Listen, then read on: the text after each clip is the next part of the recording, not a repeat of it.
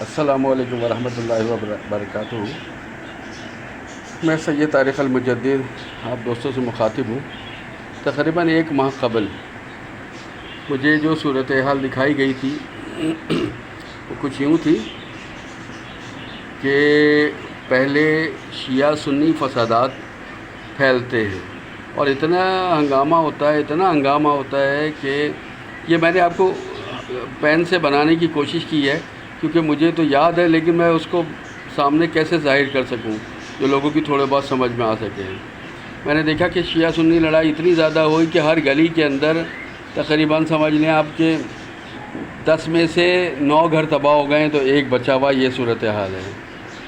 میں دیکھتا ہوں کہ اپنے گھر کے صحن میں ہوں، میرے بچے سو رہے ہیں گھر کے اندر، اور میں دیکھتا ہوں کہ باہر میرے یہ والا جو ہے نا، یہ میرا گھر ہے، باقی یہ علاقے کے دوسرے گھر ہیں۔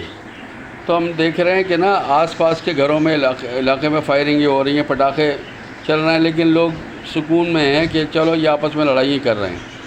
لیکن اچانک میں دیکھتا ہوں کہ گھر کے اوپر سے ایک بہت بڑا 15 فٹ کے قریب جو ہے بڑا اور لمبا جو ہے وہ میزائل آیا، گرین کلر کا، لائٹ گرین کلر کا، اور وہ جو ہے وہ چلتا ہوا تاروں سے ٹکرایا اور وہ پھر گول گھومتا ہوا ہمارے گھر کے پیچھے کی طرف گر گیا۔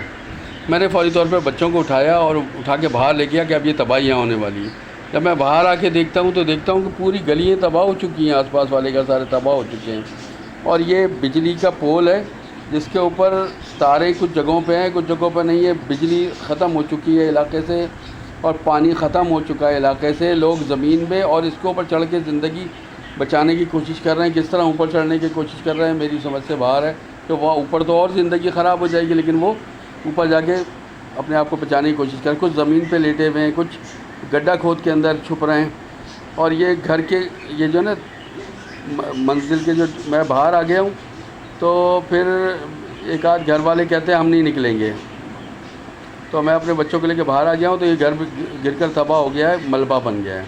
یہ دیواریں گری ہوئی ہیں ساری، تو ان دیواروں کے گروہوں کے نیچے جو ہے نا میں نے اپنے بچوں کو پھر چھپایا ہے، گرے ہوئے پتھروں کے اندر جگہ سی بن گئی، تو وہاں میں نے بچایا اپنے بچوں کو۔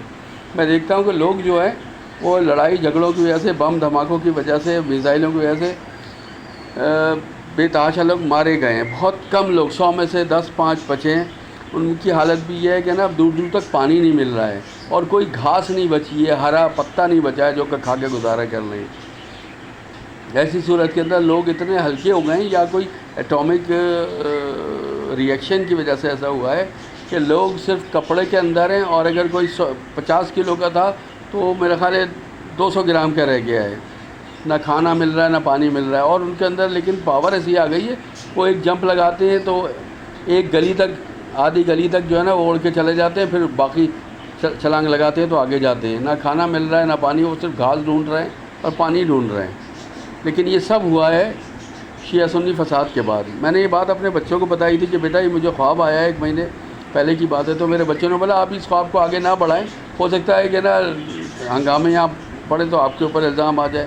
میں نے کہا لیکن اب میں جب دیکھ رہا ہوں کہ پارا چنار کی طرف دوسری طرف نفرتیں بڑھ رہی ہیں تو میں اپنے خواب کو میں بتا دوں، کیونکہ یہ مجھے اگر دکھایا گیا ہے خواب تو یہ امانت ہے دوسروں تک پہنچانے کی۔ یا اللہ تعالیٰ ہم سب کو اپنے حفظ و امان میں رکھے۔ یہ ہے، یہ الیکٹرک نہیں تھی ان تاروں کے اندر، یہ گھر تھے جو تباہ ہو چکے ہیں، میزائل یہاں اوپر سے جا رہا تھے، اور یہ آس پڑوس کے سارے گھر تباہ ہو چکے ہیں۔